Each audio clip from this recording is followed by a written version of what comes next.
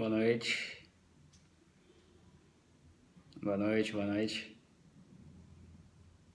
Tudo bem? Feliz 2016. Teherã, é? Fala pessoal de Mossoró. Bangu 8, Eletropaulo. Falklands presente. Ponte Nova. Rio de Janeiro. Rio. Papuda, Miami. Porto Alegre, Volta Redonda, São Leopoldo, Curitiba. Pessoal da Papuda sempre forte. Niterói, Paris. Quer dizer que tem que ampliar o Wi-Fi na Papuda, sobrecarregado. Oregon, Santa Maria, Salvador, BH, Alcatraz. Pessoal de Alcatraz, o Diga tá lá? Brasília. Quem entrou cedo acabou vendo apagou, né? Tá aqui bagunçou na casa. Tô em casa. Espero que ela não faça muito barulho. Fica quieto, hein, Pagu? De olho em você, hein?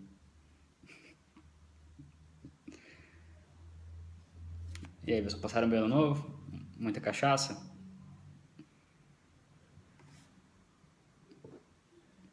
Bom, vamos lá, né? Eu acho que hoje vai ser um pouco mais rápido, porque os assuntos não estão tão quentes quanto em dezembro, obviamente, né? E até o carnaval a gente vai estar num esquenta por um ano que vai ser muito longo e muito intenso, né?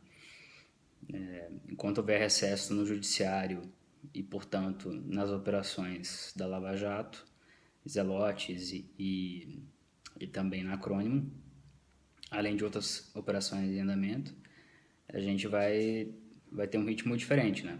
A mesma coisa com o legislativo, o recesso legislativo.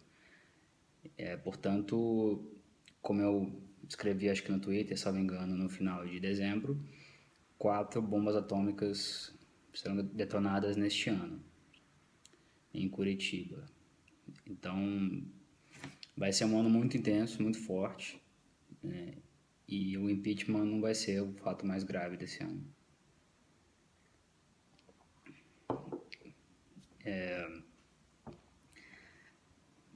Então, eu acho que o que pode ser de mais relevante como introito é apenas essa ressalva de que 2016 é uma continuação de 2014, assim como foi 2015, né? 2015 foi o segundo ato, o último ato vai ser esse ano.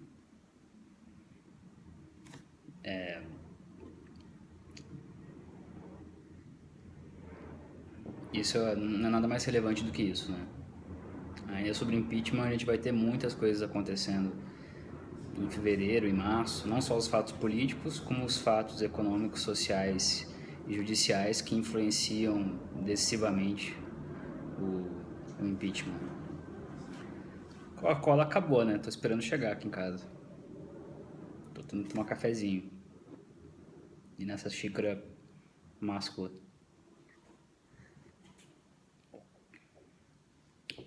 As bombas sairão de Curitiba, não precisa de Brasília. Não precisa de do PGR, da Supremo. Então, o que mais na verdade, a questão agora não são só os fatos, que são muito graves, que serão revelados, né? Ou ampliados, né, no que a gente já está vendo, ou seja, essa organização criminosa que, que se constituiu por meio do Petrolão, e não apenas do Petrolão, mas o teste de estresse nas instituições brasileiras diante que está acontecendo, do que vem pela frente. Portanto, eu acho que vai ser. Eu não tenho certeza de que as instituições são tão saudáveis e fortes para aguentar o tranco do que vem pela frente. Espero que sejam, né? Mas eu não dou de barato que elas são.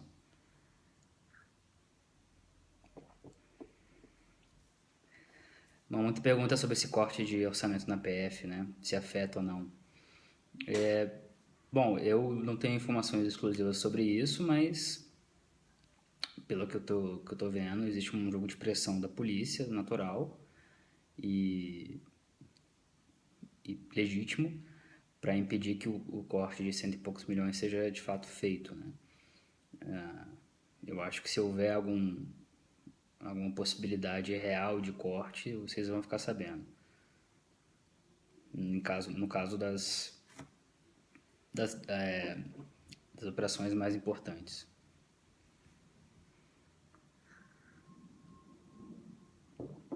Lula é intimado mais uma vez, né? Nesse caso como testemunho de defesa, né? No caso das Elotes, pelo APS, o lobista.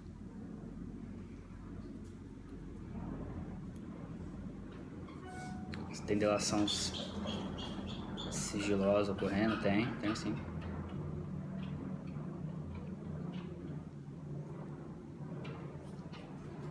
O Brasil tá na UTI, talvez.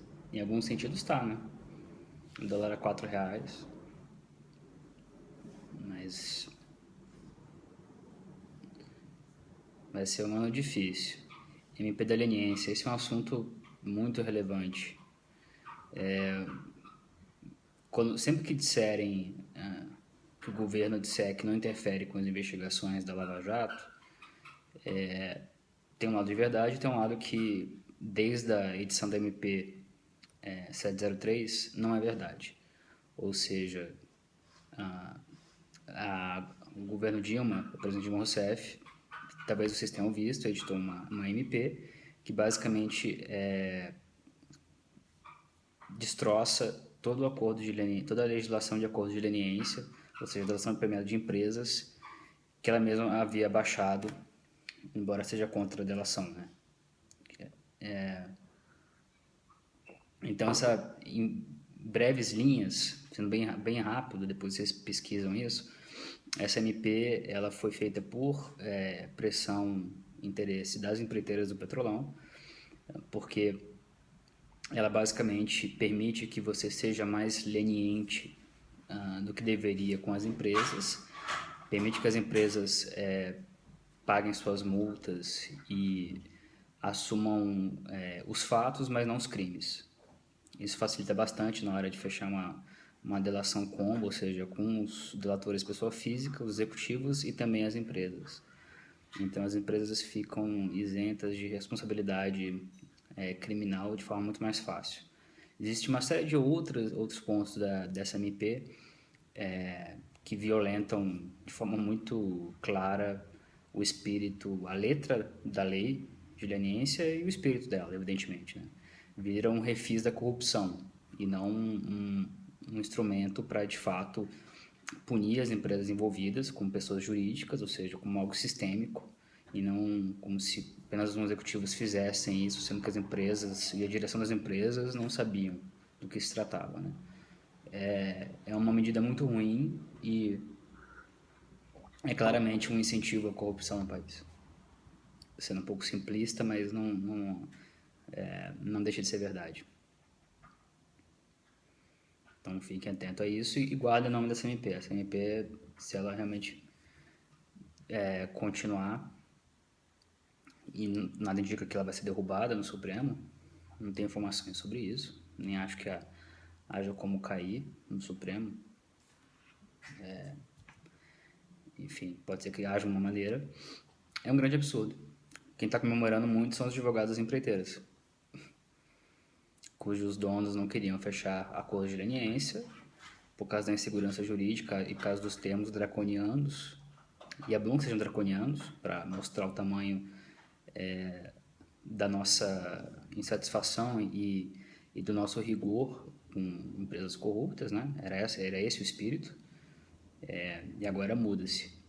Então, muitas das empresas SBM, entre outras, que estavam relutando em fazer delação, quer dizer, o acordo de leniência, agora podem possivelmente fazer com mais facilidade ou menos dificuldade. Sobre essas perguntas sobre o ministro Barroso, eu não tenho como responder. Não tem nada, nenhuma informação sobre offshore, não me parece que seja verdade, no sentido de haver algum problema com isso. Eu tomaria muito cuidado na hora de fazer qualquer tipo de ilação ou acusação contra o ministro.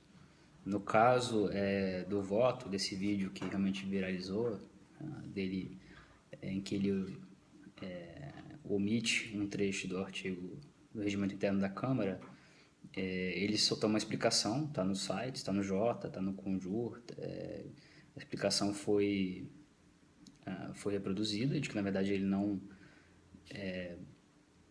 omitiu nada, que estava dentro de um contexto maior de raciocínio, e o juízo que eu consigo fazer disso, vendo todo o vídeo, acompanhando a sessão, é de que, no final das contas, isso não muda nada, mas eu não acho que foi... Eu não acho que ficou bem para ninguém. Eu acho que, evidentemente, que é um ponto menor, aquilo não influenciou o voto de ninguém. Não posso crer que tenha sido feito com qualquer intuito de manipulação dos outros ministros, longe disso. Portanto, eu sugiro um pouco de cautela. O Barroso eu sei que muitos de vocês não gostam dos ministros do Supremo, e às vezes em especial o Barroso, mas todos os ministros merecem respeito e muito cuidado na hora de formar juízos, sobretudo de acusação, né? Novamente, dito isso, quem acompanha os periscopes e o Twitter à época sabe da posição crítica, embora respeitosa, que nós temos da decisão do Supremo naquele dia. Continuo muito reticente, mas foi decidido. Continuo não convencido de que foi o melhor argumento apresentado, apenas isso, para ser mais equilibrado. Esse barulho apagou mesmo.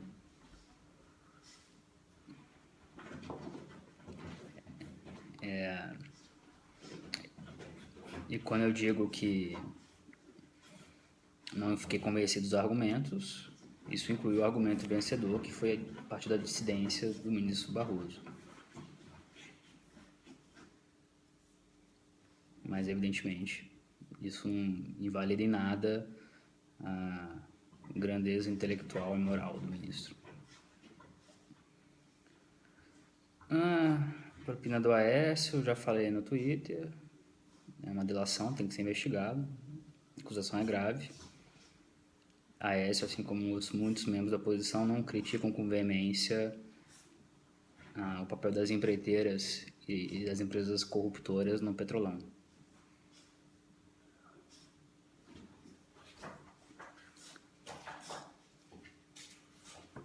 Deixa eu ter uma pergunta aqui no Twitter, não tem. O Randolph foi um caso parecido, né? O Randolph havia uma acusação e uma delação e o CF não confirmou e a PGR arquivou. O Supremo, em teoria, apenas verificou a legalidade. Calma aí. Pagu! Tá me fazendo pagar mico aqui. Fica quieta, cachorro. Bora.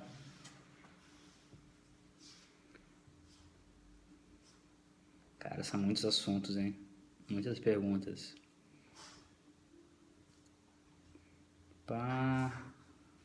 Eu não consigo. Pagu tá impossível aqui. Bom, sobre as outras perguntas, são muitos assuntos, né?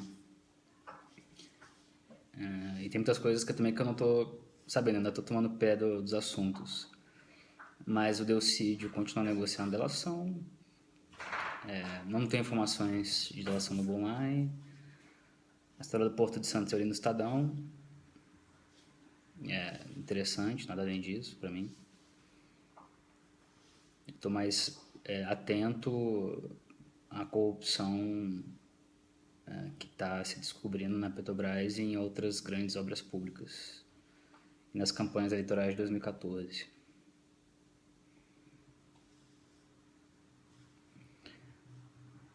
O impeachment esfriou? Necessariamente, né? O impeachment, por definição, esfriaria em janeiro, ou seja, um mês em que não tem, não há judiciário, não há legislativo, os dois locais de excelência do impeachment, né? Agora que o impeachment foi judicializado, então o locus do impeachment é tanto o Congresso quanto o Supremo, né?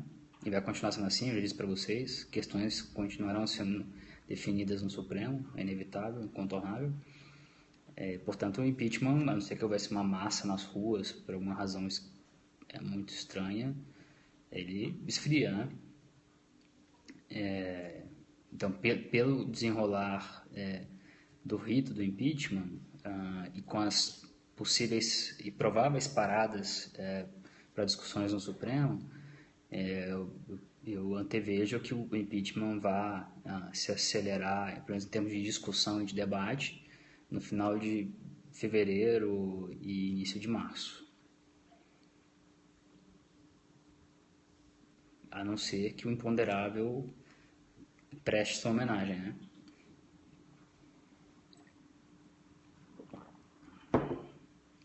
Perguntas no Twitter? Não. Não posso dar detalhes sobre as bombas de Curitiba, evidentemente. Jesus pagou, né?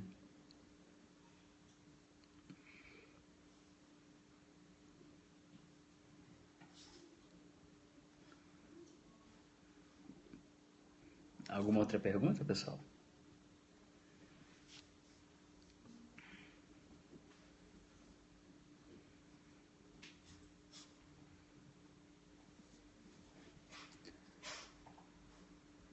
Cara, eu sugiro um pouco de cautela e talvez de parcimônia com esse affair Barroso. Acho que está se fazendo muita espuma.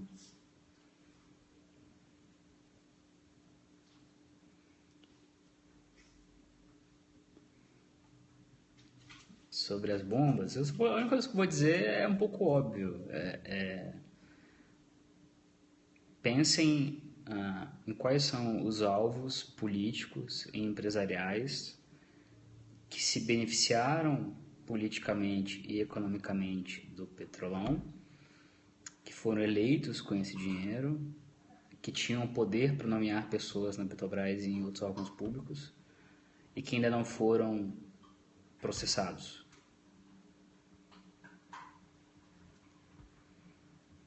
De certa maneira, elementar.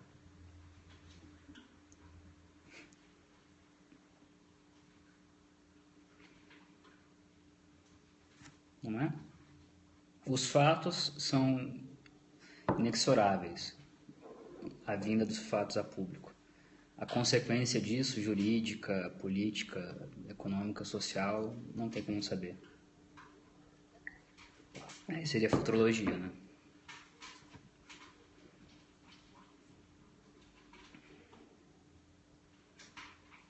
Vocês estão todos oriçados, né? Começaram o ano bem animados.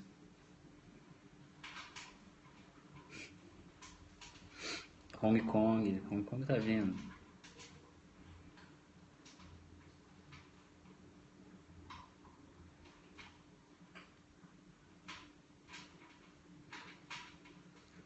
O que eu tenho a dizer do salário mínimo? Tenho pena de quem ganha salário mínimo, só isso que eu tenho a dizer.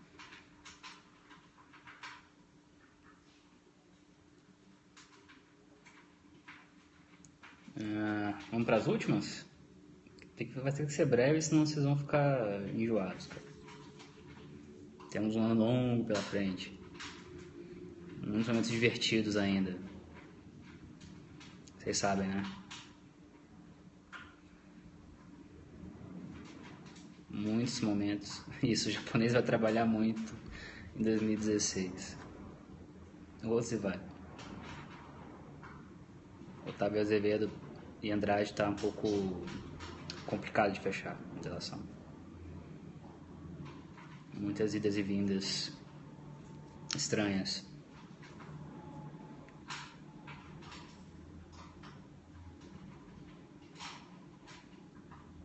Não vai ter golpe. Ok.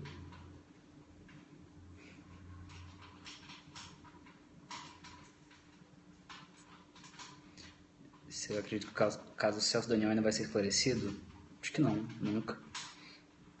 Duvido bastante.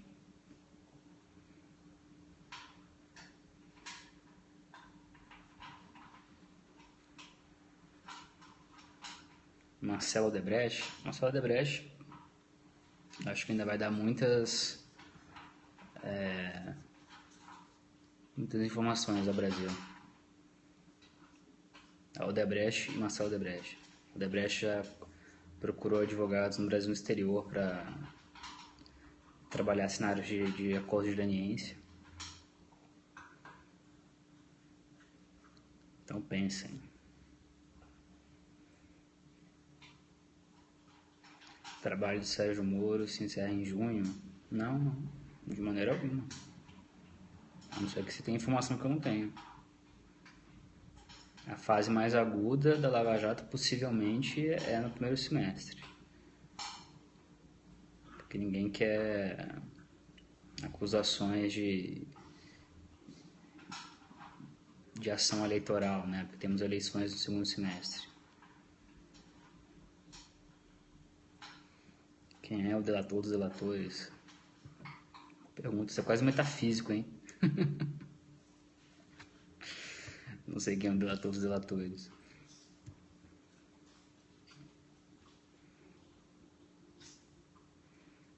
Ok, gente? Lula não precisa passar pelo STF. Primeira instância. Só quem tem mandato tem foro privilegiado.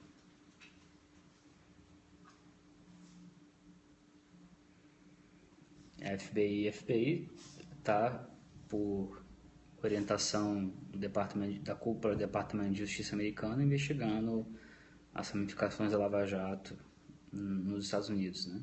E colaborando com o Brasil. Então, pessoal, se eu posso encerrar, vai ser um ano ainda mais interessante do que acho que muitos imaginam. Vai ser bem interessante. Não sei o que vai sair disso, mas vai ser bem quente. Então temos mais para falar nos próximos dias, nos próximos meses. Leiam a época, muita coisa vai vir por aí. E eu vou passar, se der certo a parte tecnológica, deixar gravado no YouTube, eu não sei aonde, o Periscope, para vocês consultarem. Sexta vai ter FF, tem que esperar sexta-feira, né?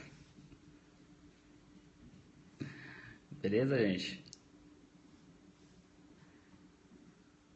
Falamos em breve, tá? Amanhã, 9h30 da noite, de novo aqui. Muita disciplina e metiz do grego, que agora também é cultura. Ah, um parêntese. Hoje faz 60 anos da morte do Albert Camus, ou Camus, como se diz no Google. Se me permitem uma recomendação para quem não conhece a obra do Camus, vale muito a pena. Ver O Estrangeiro, A Queda, os artigos que ele escrevia na revista Combate. Foi um grande escritor e jornalista. Né? E ele dizia que uma das principais tarefas dos escritores, numa época em que os escritores tinham tarefas e compromissos morais, sem serem moralistas necessariamente, era se recusar a mentir. E se recusar a mentir é diferente de dizer a verdade. É muito mais difícil. Vale muito a pena ler a obra dele. Para quem não conhece, evidentemente. Tá bom? Um abraço e beijo para vocês. Até mais. Tchau.